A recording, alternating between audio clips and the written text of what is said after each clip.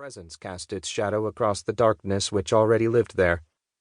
It moved through this sanctum of silence and artificial night as nothing did besides, into the bleakest depths where the air pulls crisp and cold at the lungs and the lichen and moss prosper.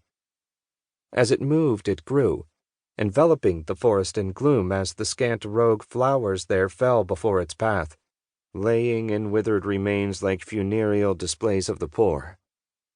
Around this presence came a wind. Brushing the leaves on the trees, it compelled their branches into enchanting, ever-increasing motion. With this dance came a sound, like the eerie, distant whispering of countless discordant flutes.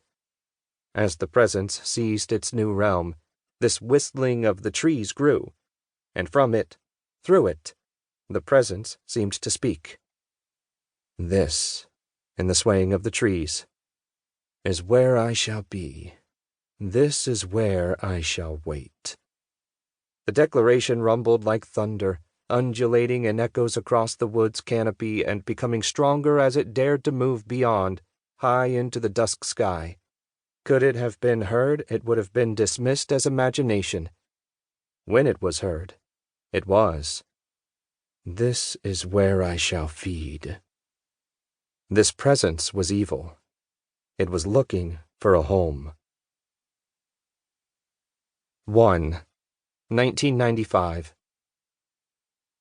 In the noise of voices speaking half-conversations into a dozen telephones and myriad papers rustling in frenzied hands, Ian sat at his desk staring vacantly at the boxy blue-gray screen of his computer monitor.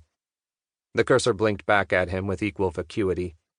He let out a long, calculated breath and rocked his chair onto its rear legs, scratching at the left side of his head and unconsciously running his finger along an indistinct scar there, just above his temple at the edge of his thick mat of hair. Waiting on the Parker account was really pissing him off now. He'd spent endless days and more nights of his spare time than he wished to consider, strategizing the precisely perfect print marketing campaign for the fast-rising Parker Realty Group. With new offices popping up across the various boroughs of the city almost faster than one could keep track, Parker had the potential to become a major advertising account for the Manhattan Bulletin. As the newspaper's VP of sales, Ian was sure his investment of time and, yes, even emotional buy-in was about to pay off. Sometimes you can just feel it. He was also counting on landing the account for his team to meet revenue budget this quarter. He wanted them to get their bonuses, and right now this was the only way he could see that happening. But then came the fax transmission from Aaron Parker himself, the group's namesake. It simply read, "May look to the times after all. Maybe try next year. AP." Most people would say Ian was reasonably easygoing, but that single-line fax had him about ready to pitch a fit. Hours and hours of effort lost. More in-person meetings, lunches, and drinks than he cared to consider. Oh, and don't forget the ingratiating ass-kissing. There had been plenty of that. Now, with a meager one-line fax, Ian's budget was out the window. Just like that. Fuck. He closed his eyes, hard, and could feel the blood coursing unnaturally through his eyelids. It was a threatening sensation he'd had before and was aware of the significance of it. Okay, kid. Breathe. Find your happy place, man. He'd committed long ago that he wouldn't take his job, or anything much for that matter, too seriously. No way he wanted to end up like his father. Year after year, Ian had watched him bring all the stress and burden home with him.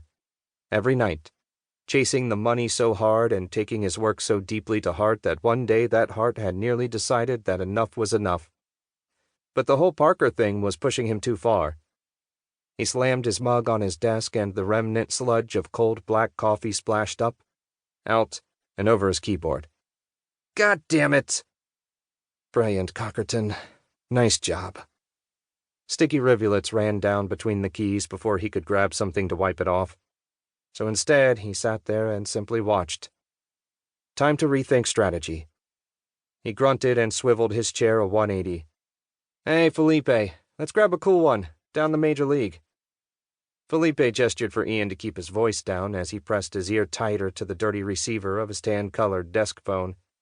He was unconsciously wrapping its spiraled